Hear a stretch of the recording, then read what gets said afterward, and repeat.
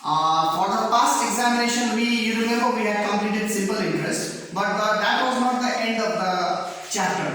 The second part of the chapter is compound interest. Now, what is compound interest? Compound interest can be done in two ways.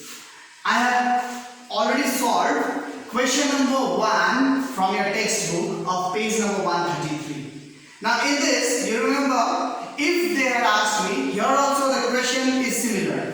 The principal is given as 6,000, rate 6%, time 2 years. If I am asked to find out simple interest, then we all know it. How to do it? Yes, we will be using the formula SI equals to P into R into T divided by 100. This is the formula to find out simple interest, and we would have substituted the values and just take out the simple interest. Here it is bit different. So compound interest is interest on interest, which means, say for example, somebody has borrowed rupees 6,000 for 6 years, for 2 years.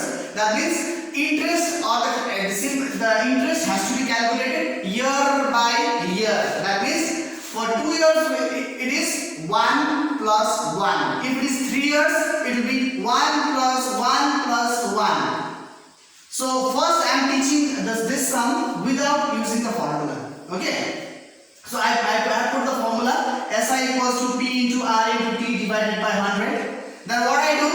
Simple interest equals to principal, as you know, is 6,000. I have put the value 6,000 into rate is 6%, and yes, time, instead of writing it 2 as I used to do it in simple interest, I'll break up the time for first 1 year. So I have written time as 1 divided by 100, and I take out the simple interest, that is 360 rupees is the simple interest for first 1 year. Now what will happen? The previous principal was 6,000 and the new interest is 360 rupees.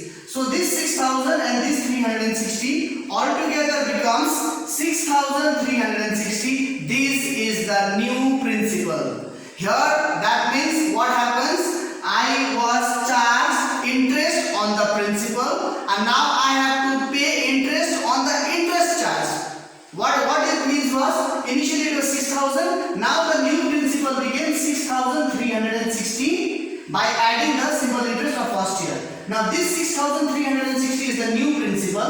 Now once again put the same formula, SI equals to P into R into T divided by 100, but now the principal doesn't remain as 6,000, the new principal has become 6,360. So 6,360 into 6 into 1 divided by 100. Right? So now we solve it. This 0 and this 0 strikes out, and 636 into 6 is 381.1.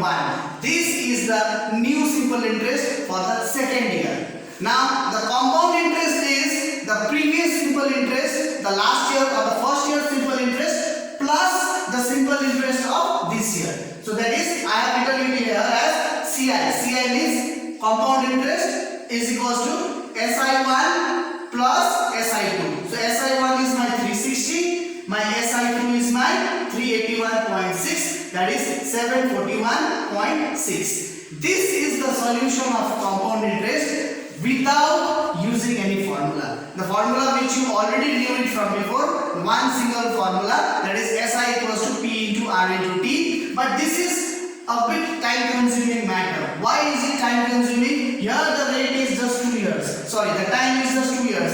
If the time is given 5 years, then you have to find it 5 times. You have to take out the simple interest by adding up or making new principles. So this is my first part of today's video on compound interest without using formula. The same sum we shall be doing in my next upcoming video now, which will also be issued just after this. In that, this sum I have discussed it out here without or with using formula. We shall be doing it. Thank you.